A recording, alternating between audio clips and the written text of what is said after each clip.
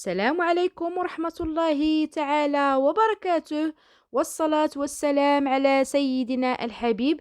مرحبا بكم في وصفة جديدة وفيديو جديد من قناتي وقناتكم هيلو فود.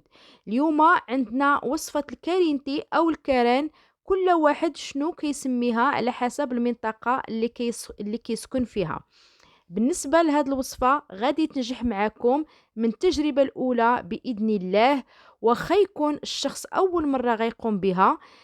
بسم الله على بركة الله. غنبداو المقادير. غادي نعطيكم المقادير بالعبار بلا ما نستعملوا الميزان، غنستعملوا الزلافة فقط. غادي تلقاو المقادير مضبوطة ومفصلة في صندوق الوصف. نبداو بسم الله على بركة الله بواحد زلافة ديال دقيق الحمص ممسوحة. كما كتشوفوا تكون ممسوحة. هذا هو العبار اللي غناخد به الماء والحليب والزيت. غنضيف واحد معلقة صغيرة ديال الملحة على الخليط، وغنضيف زلافة الأولى ديال الماء. الزلافة الأولى ديال الماء، وغنبدا نحرك بالفوي كما كتشوفوا حتى ينسجموا لنا ديك الحبيبات ديال الدقيق مع الماء، وما يبقى لناش ديك الكرات ديال الطحين كلها خصها تكون تحل في ديك الماء. كنتمنى تتبعوا معايا الوصفه، وحاولوا ما تسرعوش الفيديو باش تشوفوا السر اللي كيخلي الوصفه تنجح. من بعد ذلك كنزيدوا الزلافه الثانيه مع التحريك المستمر بالفوي. هذا طبعا باش ديك الدقيق كله يتحلنا في ديك الماء بلا ما نحتاجو نصفيوه. اذا استعملنا هاد الطريقه بلا ما تحتاجو تصفيوه. من بعد ما زدنا الزلافه الثانيه، غنضيفو كذلك الزلافه الثالثه، وهنا غنكونوا وصلنا ل3 زلايف ديال الماء. كما قلت لكم زلافه وحده ديال الدقيق ديال الحمص كيعادلها 3 ديال الزلايف ديال الماء.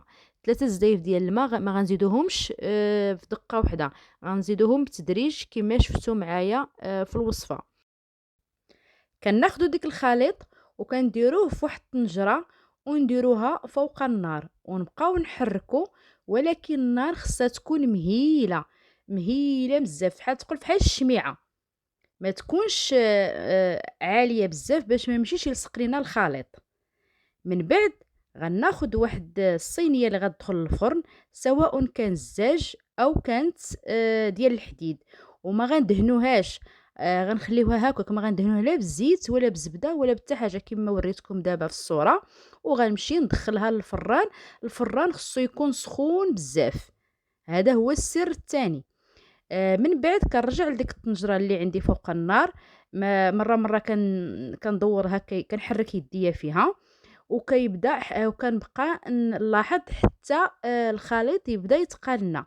ماشي يتقال بزاف بحال لا كريم باتيسيير اولا ديك لا كريم لك اولا ديك لا كريم بلونش اولا لا صوص بلونش، لا، يلا يبدا يتقال.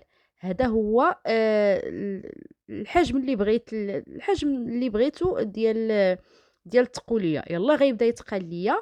غنزيد له واحد نص زلافه ديال الحليب مع التحريك. كما قلت لكم العبار اللي خديت به الدقيق هو اللي غناخذ به الحليب، وهو اللي غناخذ به الزيت خديت ربع من نفس القياس ديال الزلافه، الا انا درته هنايا في الكاس باش عبرت كبيته هنايا في الكاس. وغناخذ واحد واحد البيضه تكون كبيره كما كتشوفوا، ولكن غنبقى نحرك بالزربه باش ديك البيضه ما تطلقش ليا الخيوط في ديك الخليط هو باقي سخون. هادشي كله انا كان هاد المقادير كلها كنضيفها والخليط باقي سخون، وغنبقى نحرك حتى كنحس بديك البيضه صافي تحلات ليا في ديك الخليط. ومن بعد غنضيف واحد الكيس ديال الخميره ديال الحلوى، كيس واحد، وغنحركو حتى تذوب ليا الخميره في هاد الخليط بهاد الطريقه هذه.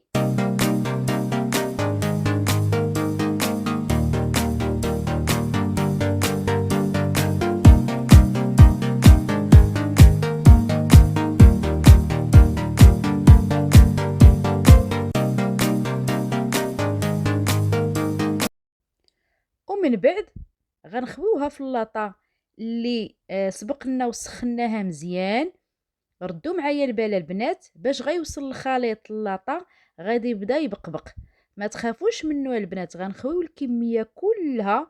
من الاحسن تكون لاطه الحواشي ديالها تكون شويه مرتفعه باش ما يمشيش يفيض لكم في الفران. من بعد غادي ناخذوا واحد 3 القطع ديال الفرماج الجبن المثلث وغنديرهم على وجه الخليط باش يعطينا ديك الدوائر اللي كتكون محمره، اللي كنشوفوها محمره فوق الكالينتي. هذا هو السر من الاسرار ديال ديك التحميره. ها هو الشكل النهائي ديال الطبق ديالنا. تبارك الله جا كيحمق محمر من الفوق وطري من الداخل. نتمنى ينال الاعجاب ديالكم، لا من حيث التحضير ولا من حيث التقديم.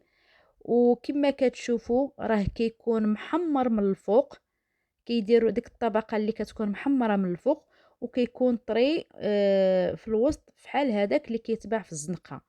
ها هنايا قطعت واحد الطريف وهزيت هكا بالمعلقه باش تشوفوه طري. ها نتوما كتبان الطراوه من الداخل ومحمر من الفوق.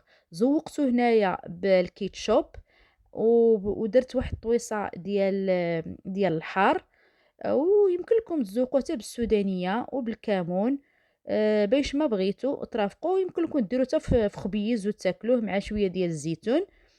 كنشكركم على الدعم والتشجيع ديالكم، وكنتمنى تشاركوا معايا في القناه. والى اللقاء في الوصفه القادمه ان شاء الله، وخليتكم في رحمه الله ورعايته.